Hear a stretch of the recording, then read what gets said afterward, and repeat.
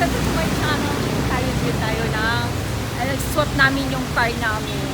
So, finally nabit ko na yung sino siya. Nakalimutan ko na yung Win, sa Win Garage. Yun, siya yung napapanood namin na nasa US kami.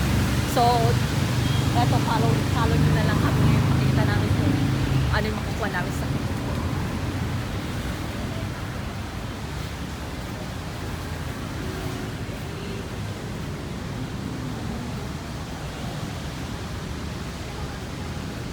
Sasakyan, sana may mapunta tayo.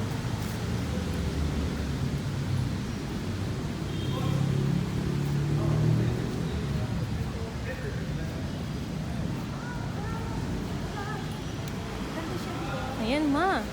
Wow. So yung 17 na titanium plus po yung top of the line. Ganda siya. Ay, para sa sa'yo? Papanood lang namin. Titingin ng sasakyan. Ang ganda mo lang po ng Everest. Yeah.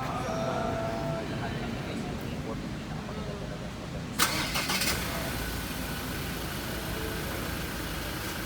So power seat po yan. Yung dalawang nasa harap na upuan power seat. Tsaka ang ganda ng ulo niya.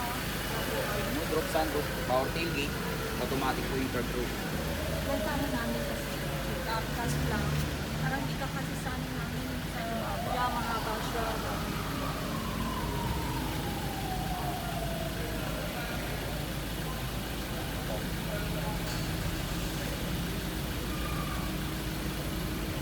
Tsaka maganda rin kasi matic. Sanay na rin siya sa matic. Handa na kasi, hindi ko na kaya ng mag-manual. Mahirap Ito, nakaka-relax lang po. Po? Airport. Aircon. Maganda yung loob nila naman kung fairness. Ang ganda ng parang bag malakas. Ito, pero yung 18 tsaka 7 parehas lang. Model na pinatay mo. Tsaka yung kulay. Kasi elegante yung kulay ni Cream. 4x2 lang po. 4x2 po na top of the line. Hello guys, ang ganda ng sakyan. Ford sir, ha? Everest. Ang ganda titanium. Ganda ng loob guys, so... Shala! With sunroof. With sunroof, yeah. Ang ganda. Matic. Tignan mo, matic siya. Ang ganda loob ng kulay. I love Okay na. it. Yeah. Ganda guys. I love it this. Ganda ano na? Oh, shala siya.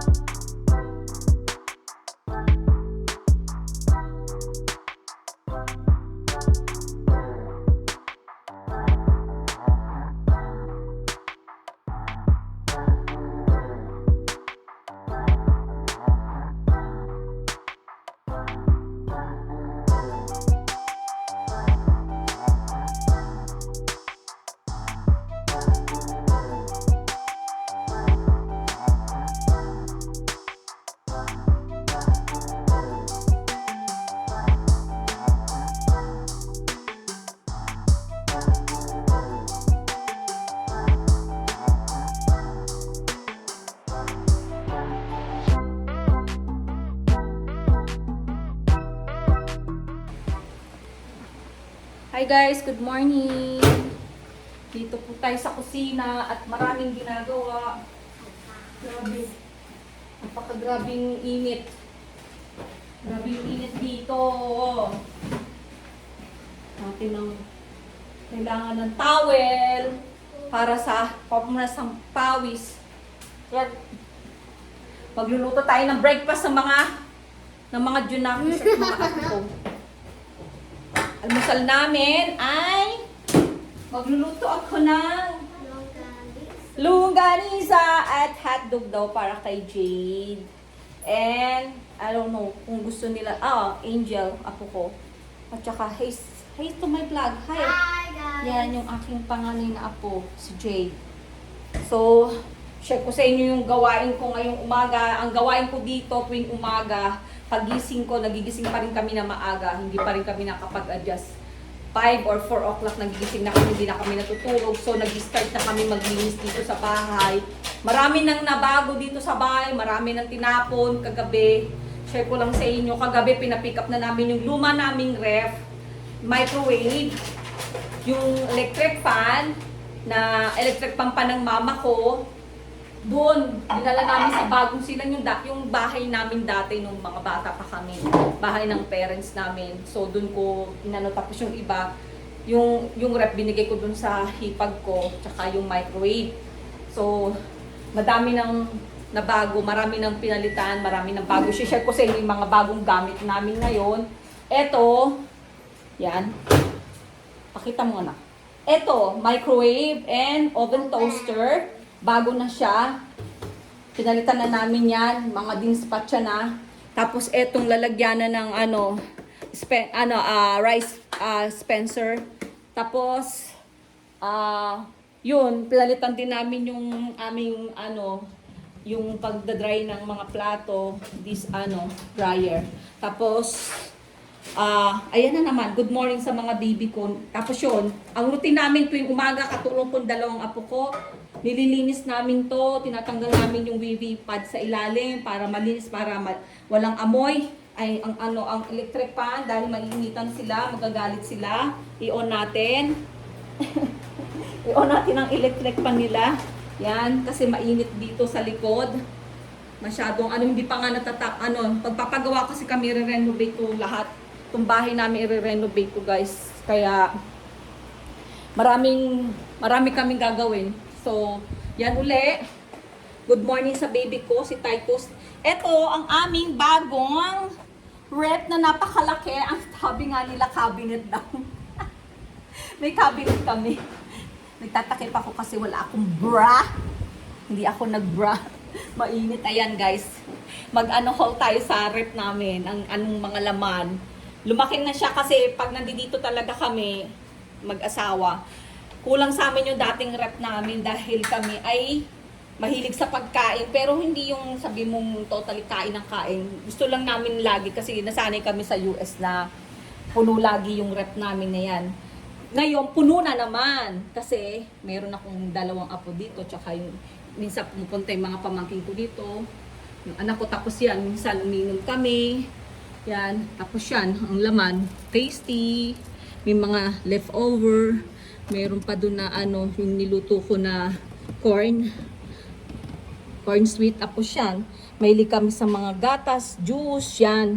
Walang soda dito, guys. Hindi kami nagsusoda. Bawal dito ang soda kasi ganun ang namin, patakaran namin.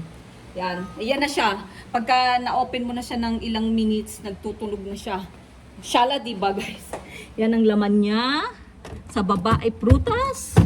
Dito naman ay vegetable. Ayan. Yan yung pang-shake ko. Alam nyo na yun, guys. Na-share ko sa inyo yung mga pang-shake ko. Tapos, eto, punta tayo sa freezer.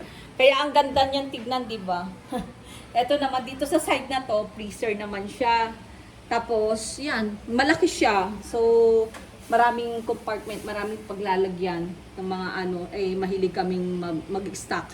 So, yan. Lalo na kami na walang time na nandito sa bahay na magluto. Ako, sila na lang bahala kung gusto nila magluto, guys. Yun ang routine ko sa buhay. So, tignan natin ko, parang kulang yata sa tubig. Kulangan ako sa tubig. Guys. Ni-slice mo na? Ni-slice mo? Kapag ginutin mo na, para hindi ka mahirapan, okay lang? Yan. Tapos yan, pinapakain ni Jade, ang baby Titus. Pinapakain ni Ate Jade. Yan siya, guys. Kaya siya nakaganyan kasi tinry namin na nilagay namin siya sa ganun. Nagpabila ako ng ganun na playpen. Hindi sa kanya po pwede, guys. Lumalabas siya, tumatalon siya, guys. Kaya talagang mas prepare namin na ilagay siya sa ganyan. Kasi naawa naman ako na talagang, ang plan ko talaga pagdating niya dito, hindi ko na siya gaganyanin. Kaso lang, siguro pag nagawa ito, kaya nga yung plan namin na, ipagawa itong bahay. Kasi gusto ko na may play na, station para sa itaas, ganon. Kasi magkakaroon sila ng rooftop sa itaas. Palalagyan namin sa rooftop na yun, doon yung magiging ano nila, parang lakaran nila doon sa itaas, makakapag-ikot-ikot sila doon. Kasi nga hindi ako kasi ilabas sila para palakarin kasi mahirap na rin kasi marami kasing asong labas na alam nyo na yon, pag minsan madali silang magkaroon ng kuto. Mahirap kahit na mayroon na silang injection, lalo na si Titus bago namin inuwi dito sa Pilipinas.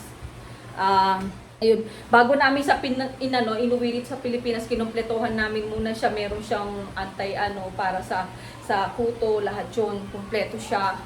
Maski yung apat ko dito na anak pa, meron silang iniinom para doon, para hindi sila matabla ng mga kuto na yan kasi mahirap pagka nalagyan sila yung malaki ba.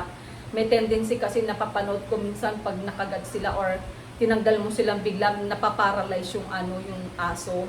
Tapos may tendency mamatay sila kasi napasok na sila ng virus. So yun ang iniiwasan ko, kaya ang ang exercise na lang nila sa umaga, dinadiaper namin, dito namin sila pinalalakad sa kusina.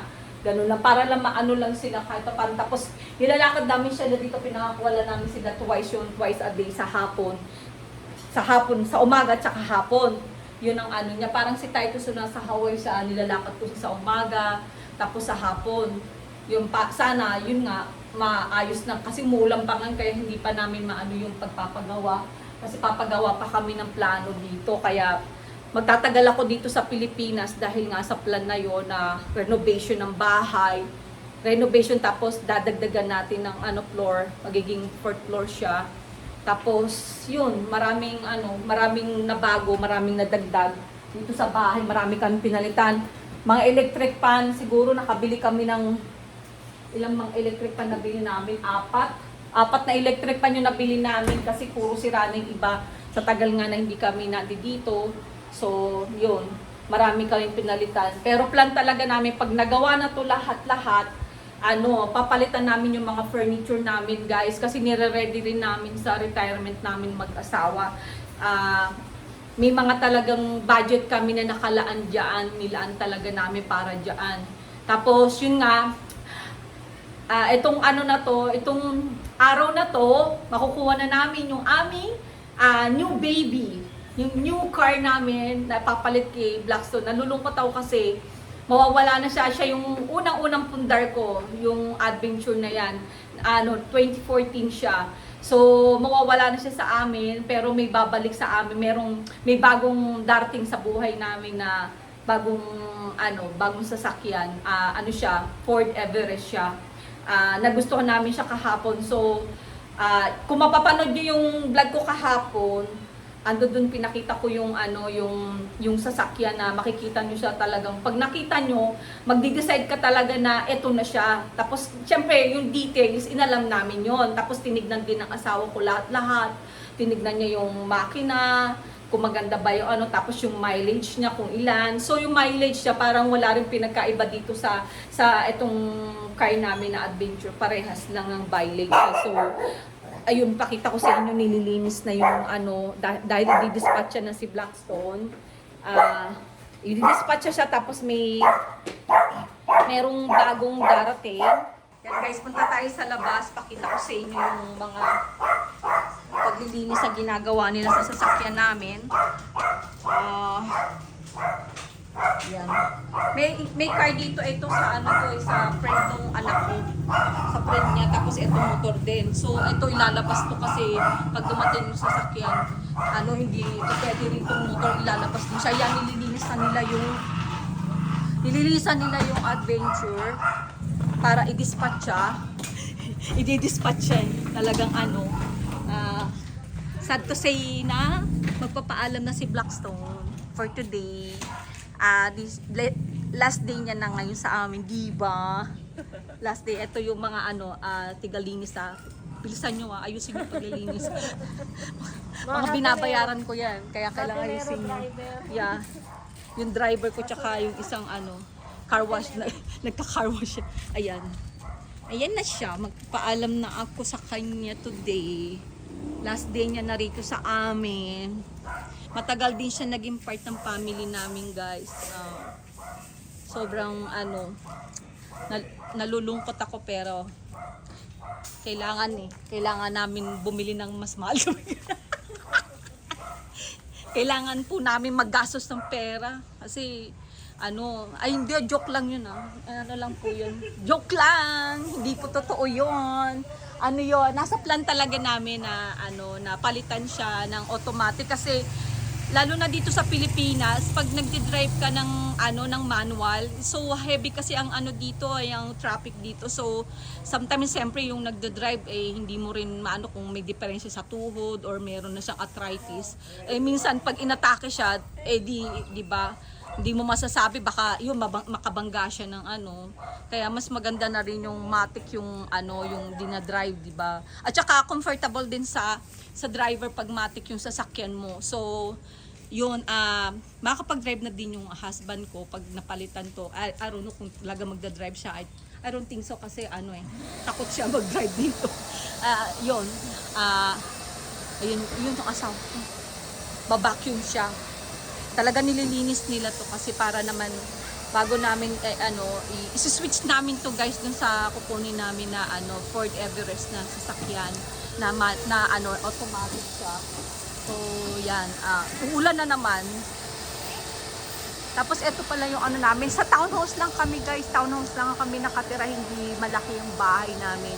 So ang plan namin dito, makikita niyo to pagka nagawa na siya, i-extend na namin dito yung plan namin kasi yung magiging kwarto dito, kwarto nung anak ko. Tapos pag may bisita yung mga pamangkin ko, mag-add kami ng another room para sa kanila pag may mga pamangkin ako pupunta at mga relatives ko nandito. So palalakihan siya, tapos fourth story namin siya.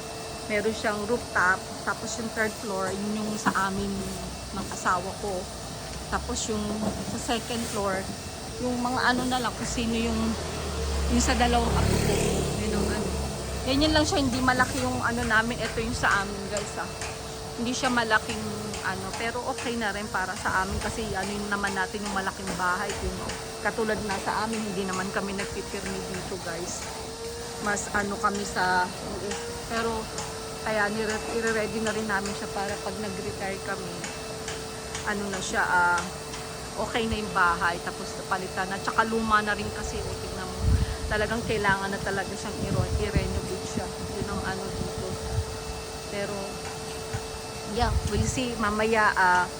Share ko sa inyo yung yung mangyayari sa namin, pagsuswap namin ng sasakyan. Ito si Blackstone. Tagal din namin to naging pero hindi namin to nagamit ng matagal, guys. Hindi namin nagamit to ng matagal. Asawa ko parang ilang beses lang yata kami kasi madalang kaming umuwi ng Pinas Ang dito noon yung kapatid ko, tapos ngayon yung anak ko, sila yung nagmamanis nito. So marami na din akong na-miss na, alam mo po si Blackstone, na-miss ko rin siya dahil hindi ko naman siya nasaktan talaga na matagal na. Alam mo yun, parang hindi ko siya na-enjoy na nasakyan ng matagal. Pag umuwi lang kami, yan. Ang ganda ng panahon. Sige, balik na tayo. Balik na sa pagluluto. Okay, guys, to the rescue tayo. Meron akong kalaban. Hindi ko naman siya kaaway, but ko sa kanya sa cockroach. Ay, wait talaga yan. Ayoko, mamamatay ako dyan pag dinapuan ako niyan.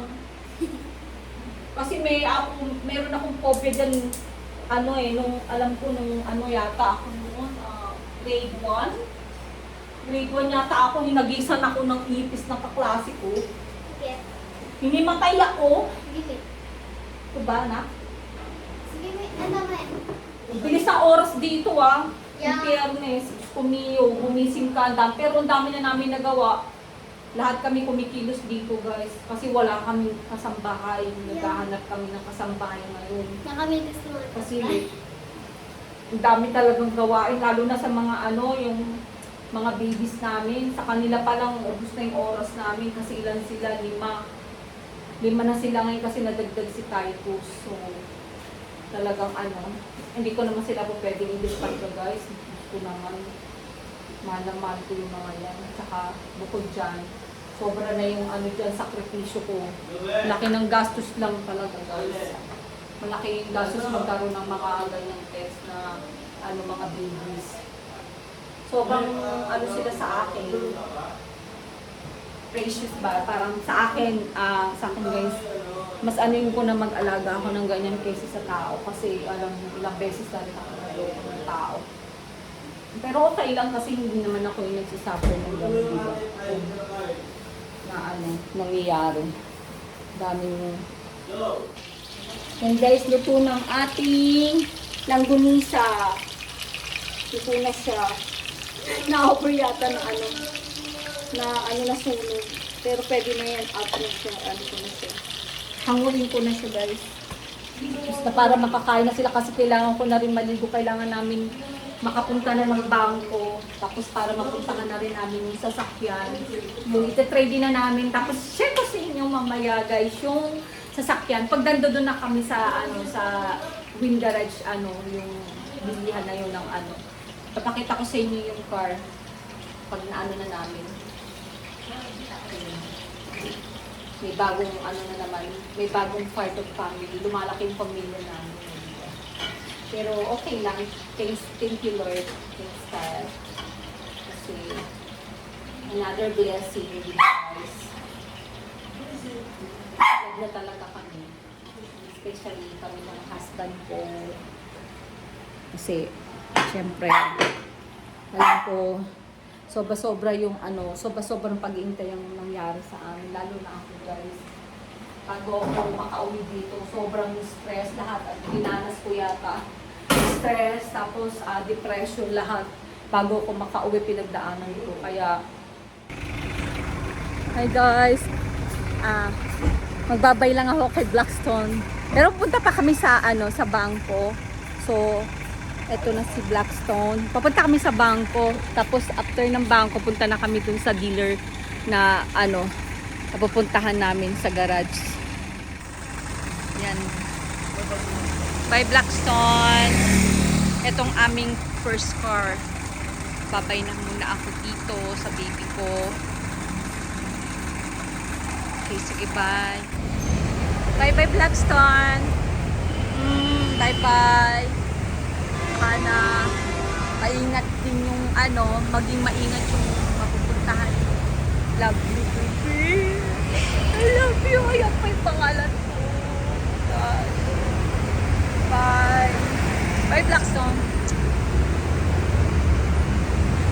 Bye. Salamat. Kahit hindi kita napakinabangan. Matagal. Hindi ako nakasakay ng matagal dito na nagamit. Sobra. Kasi ikaw yung una-una ng pundar ko. Thank you. Bye. Blackstone. Iyak si ate, oh. Iyak. Siya yung nag-drive. Tapos eto na yung namin guys.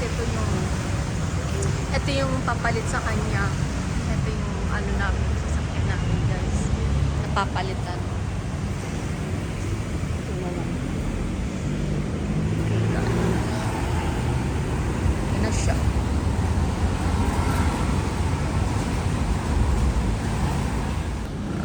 Hello, I'm Win Auto Garage. So, please subscribe yung YouTube channel ni Ma'am Angel. Ayun, Angel Vlog. Ayan, okay. Thank you so much. Thank you. Okay. Salamat po. Thank you. Makina nito. Okay guys, ito na, dinadrive na ni ate. Ang aming bagong sasakyan. Shala guys, ayan oh. Parang dark yung camera ko. Ito guys, ang aming bagong sasakyan. Diba? Ang ganda ng kulay niya. Elegant yung kulay sa loob. Saan dyan, ma'am? Tapos, ano tawag dito, lap? Yung sa roof, Sunroof, moonroof. Sunroof, moonroof, moonroof. yan. Yan, pwede natin, kaso lang mainit, hindi naman Hindi na kailangan mapapagod. siya. Antokin ka nga na lang. Yan. Yan, si ate, mag-a-adjust. Ganda ng ano. Nakaano na siya.